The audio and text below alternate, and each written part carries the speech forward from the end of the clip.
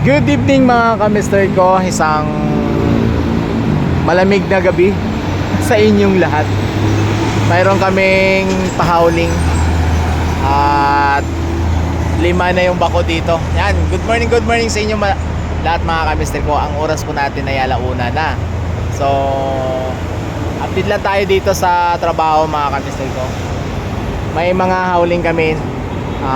So far 3 trucks pa lang ang dumating at naloada na. Pero expected po namin 20 na truck ang pupunta na mag-hauling. Ayan, dumating na yung isang bako na magkakarga. Kasi ito, naputulan ng pump belt. Kaya hindi makagalaw. At saka isa doon naglulod na rin. Saka yung isa na yan na dumating ay dito magkakarga naman. So, antabayanan natin yan mga ka-mister ko. At kung di man ako makapag-video mamaya, malamang bukas makikita nyo, iba na ang nito. Iba na yung mga pesto nitong lugar na to, mga gamit na to. Malamang wala na rin tong lupa. Yan. At kung may lupa man bukas mga ka-mister ko, yun yung ang ingay. Yan. Ang huhukayin namin bukas kasi maglalagay ulit kami dyan ng ng hukay ng HDPE pipe karugtong sa namin dyan sa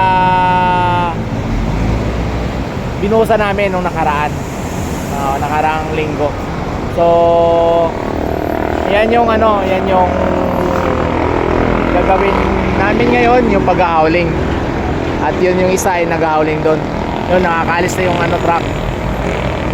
So ayan mga ka-mister ko, maraming salamat sa lahat ng inyong suporta, no? At syempre hindi kayo nagsasawa na panoorin yung aking content dito sa site. So far mga ka-mister ko, parang tayo dito sa site. So wala talaga akong may pakita sa inyo kundi ito. Pero siyempre tuloy-tuloy lang tayo. Hindi man ako nawawala ng pag-asa mga ka-mister ko. At kung hindi mo naman gusto yung content ko, maraming salamat pa rin kung nakita mo. Dumaan mo sa wall mo. Maraming salamat sa inyo.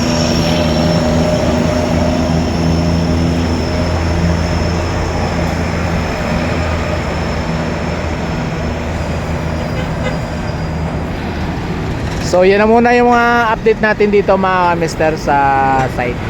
So magandang umaga sa inyong lahat. Thank you for watching.